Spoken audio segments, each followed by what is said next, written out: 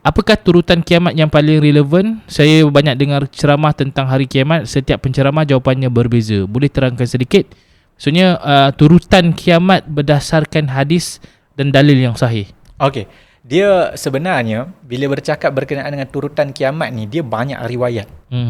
Dia banyak riwayat dan Nabi SAW tidaklah menyebutkan turutan secara direct, secara jelas. Oh, yang pertama akan keluar yang ni, yang kedua akan keluar yang tidak.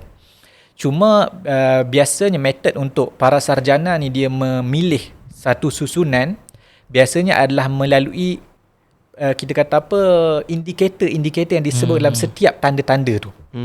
Jadi yang saya pilih, sebab dia ada beberapa pandangan, ada Imam Ibn Hajar, ada pandangan lain dan sebagainya, yang saya pilih adalah yang pertama akan keluar adalah Dajjal.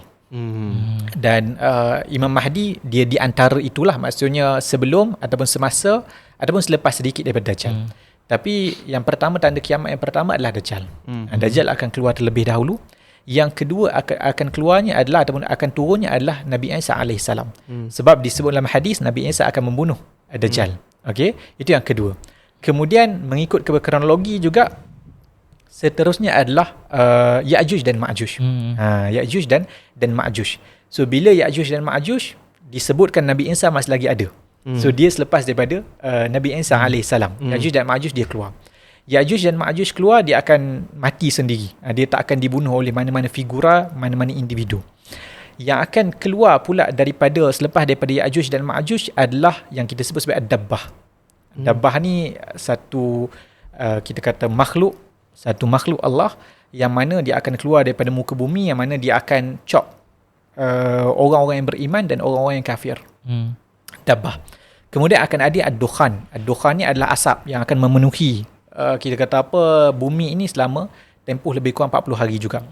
Kemudian setelah daripada Ad-Dukhan akan kita kata apa, pergi kepada bencana yang berlaku di Yaman, kepulauan Yaman, berlaku di timur, berlaku di barat. Kemudian setelah itulah barunya akan keluarnya api yang marak yang akan membawa manusia itu kepada mahsyar. So itu adalah turutan yang kita kata biasa yang dipilih oleh para sarjana berdasarkan kepada indikasi-indikasi yang ada dalam hadis lah. Biasa macam tu. Tapi kalau kata ada tak satu hadis yang memang Nabi dah list direct one by one, tak ada. Tidak ada sedemikian. Maksudnya kronologi ini disusun oleh ulama berdasarkan tafsiran. Betul. Berdasarkan tafsiran, berdasarkan indikasi yang disebut dalam hadis. Cerita tu seolah-olah berkait. Macam contoh Nabi Isa dia bunuh Dajjal. Okey, kita tahulah Nabi Isa selepas daripada Dajjal. Ya'juj dan Ma'juj Nabi Isa dah ada. Kita tahulah Ya'juj dan Ma'juj lepas daripada Nabi Isa. So ia disusun berdasarkan indikasi-indikasi yang ada dalam cerita hadis tu. Macam tu. So senang, bila dah ada kronologi tu kita boleh Faham lah. Sebab saya ingat lagi dulu masa kita pernah ada dekat Malaysia dulu, kita ada pernah jerebu kau-kau. Saya ingat lagi orang cakap pasal Ad-Dukhan, Mat. Memang lawak betul lah. Ada orang siap kaitkan benda tu, kan. Betul masa jerebu tu kan. Dia semua orang duk cakap ni 40 hari ni Dukhan dah ni. Ada kes macam tu. So bila kita tahu kronologi macam tu, memudahkan sikit lah. Lagi mudah lah jadinya. Okay.